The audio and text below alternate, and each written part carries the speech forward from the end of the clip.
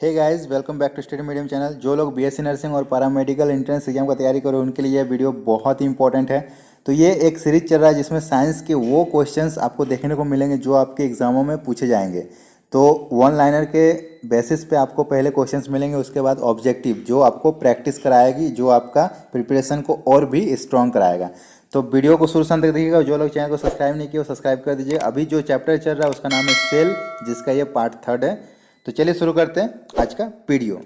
तो पहला क्वेश्चन है, क्रोमेटिन के अलावा केंद्रक में एक सघन गोल रचनाएं दिखाई पड़ती है, इसे क्या कहा जाता है? तो इसका नाम है केंद्रिका। नेक्स्ट है, लवक कितने प्रकार के होते हैं? ठीक है, तो आपको पता होगा हरित लवक, आपने नाम सुना होगा।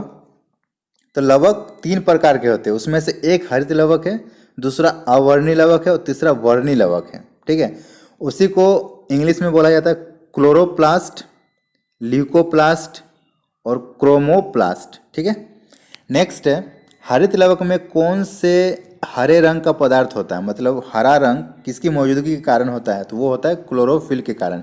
और क्लोरोफिल में क्या पाया जाता है? तो वो मैग्नीशियम पाया जाता है। ठीक है, ये क्वेश्चन पूछा जाता है। नेक्स्ट है, अवर्णी लवक कहाँ पाया जाता है? अवर्णी लवक जिसमें कोई रंग नहीं होता है वो कहाँ पाया जाता है? तो वो आपका पाया जाता है जड़ तथा भूमिगत तनों में।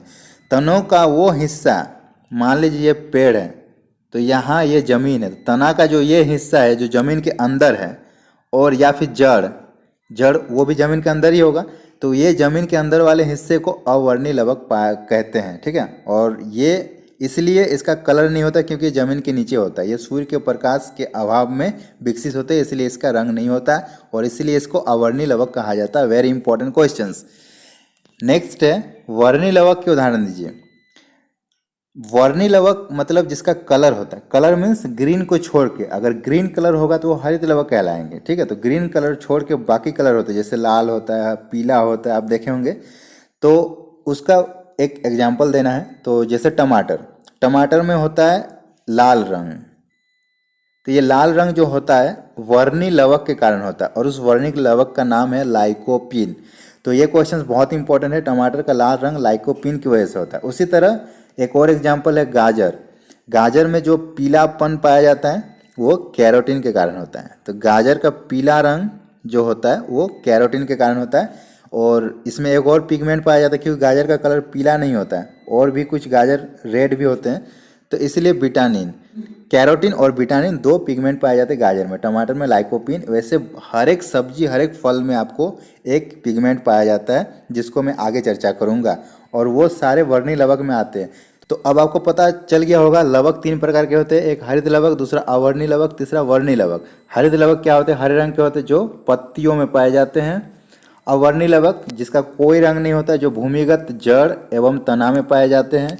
और वर्णी लवक हरे रंग को छोड़कर जितने भी रंग आपको कोई पादप में दिखाई देते हैं वो वर्णी लवक में आते हैं, जैसे लाल, पीला, कुछ भी, तो वो वर्णी लवक में होते हैं। और ये खासकर तना में भी पाया जाता है, और फल में भी पाया जा सकता है, और फूल में भी पाया जा सकता है। नेक्स्ट है, कोशिका विभाजन को सर्वप्रथम 1855 में किसने देखा?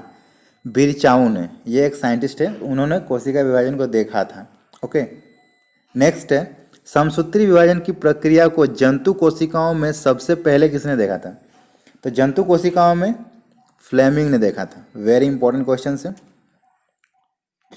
नेक्स्ट है, कोशिका विभाजन कितने प्रकार के होते हैं? तो कोशिका विभाजन 3 प्रकार के होते हैं, असूत्री, समसूत्री और अर्धसूत्री। ठीक है, इंग्लिश में असूत्री को एमिटोसिस, समसूत्री मेटोसिस और अर्धसूत्री मियोसिस कहते हैं। तो असूत्री जो होता है वो आपका जीवाणु में पाए जाते हैं, नील हरित शैवाल में पाए जाते हैं, ईस्ट में पाया जाता है, अमीबा एवं प्रोटोजोआ में पाया जाता है। मतलब जिसका एक कोशिकीय जीव होते हैं, जो एक कोशिकीय जीव होते हैं उसमें असूत्री विभाजन पाया जाता है मोस्ट। समसूत्री विभाजन, समसूत्री विभाजन किसमें पाया जाता है? कायिक कोशिकाओं में, मतलब पादप में। ठीक है, और अर्धसूत्री विभाजन किसमें पाया जाता है? तो जनन कोशिकांगों में, मतलब जितने भी जंतु है उसमें आप देखोगे अर्धसूत्री विभाजन देखने को मिलता है, मियोसिस। नेक्स्ट है, समसूत्री विभाजन में प्रत्येक संतति कोशिकाओं में गुणसूत्रों की संख्या जनन कोशिका की तुलना में कितनी होती है? तो ये दोनों ही बराबर होते हैं, ठीक है। बहुत बार पूछा गया क्वेश्चन से, समसूत्री विभाजन में दोनों संतति में बराबर कोशिकाएं का विभाजन होता है। नेक्स्ट है अर्धसूत्री विभाजन में एक कोशिका से कितने कोशिकाओं का निर्माण होता है। वेरी इंपॉर्टेंट क्वेश्चन, ठीक है। तो इसका आंसर हो जाएगा 4।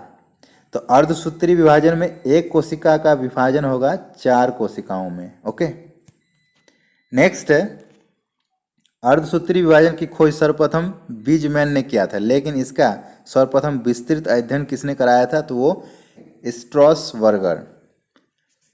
नेक्स्ट है रिट्रोवायरस में कौन से आनुवांशिक पदार्थ पाए जाते हैं। Very important questions. तो वायरस में भी कुछ आनुवांशिक पदार्थ पाए जाते हैं। तो इसमें जो पाया जाता है सिंगल स्टैंडर्ड आरएनए, ठीक है। और एड्स के जो वायरस होते हैं उसमें भी कुछ आरएनए के ऐसे ही एक्सटेंशन फॉर्मेट पाया जाता है, जो मैं आपको आगे बताऊंगा। वेरी इंपॉर्टेंट है ये सारे टर्म्स, ठीक है। नेक्स्ट है प्रजनन संबंधी सूचना किस में एकत्रित रहती है। तो जितने भी प्रजनन संबंधित सूचना वो डीएनए में एकत्रित रहती है, इसीलिए डीएनए टेस्ट किया जाता है किसी भी संतति को पहचानने के लिए। नेक्स्ट है डीएनए संश्लेषण का प्रतिपादन किसने किया था, कार्नवर्ग ने किया था। ओके, ये साइंटिस्ट है।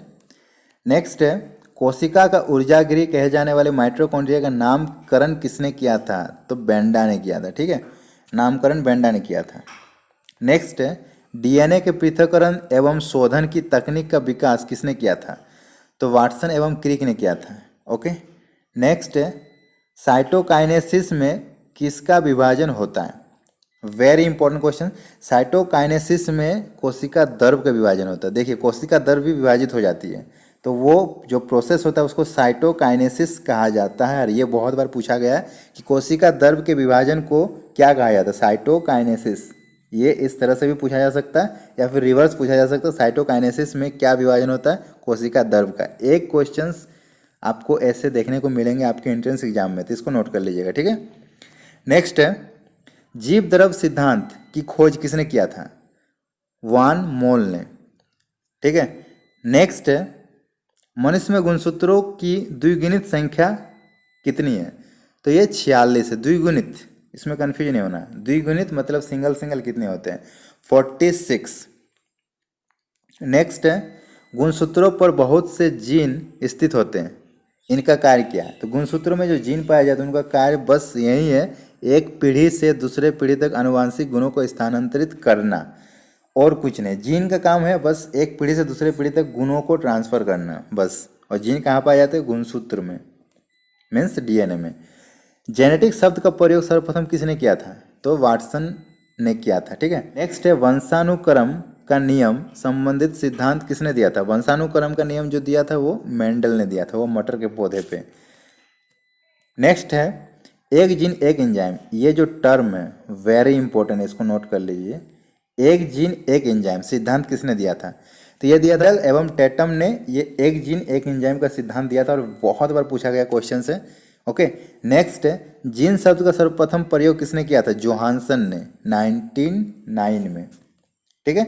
नेक्स्ट क्वेश्चन है जीवधारियों को जो लक्षण प्रत्यक्ष रूप से दिखाई पड़ते हैं उसे क्या कहते हैं, तो जो लक्षण दिखाई पड़ते हैं उसे फिनोटाइप कहते हैं, जो दिखाई पड़ते हैं। तो ये वीडियो अभी के लिए इतना ही रखते हैं। नेक्स्ट वीडियो में आपको इस चैप्टर को आगे एक्सप्लेन करेंगे, और बहुत ही जल्दी इसका ऑब्जेक्टिव आने वाला है। तो सेशन से जुड़े रहिएगा, और वीडियो पसंद आ रहा तो लाइक कीजिएगा। अगर हाँ, जो लोग चैनल को सब्सक्राइब नहीं किया सब्सक्राइब कर लीजिए। इस बार जो ये सीरीज अटेंड कर लेगा, मैं गारंटी दे रहा हूँ उसको सरकारी सीट कन्फर्म मिलने वाला, ये 100% तय है। चलिए मिलते हैं नेक्स्ट वीडियो में, तब तक के लिए बाय बाय।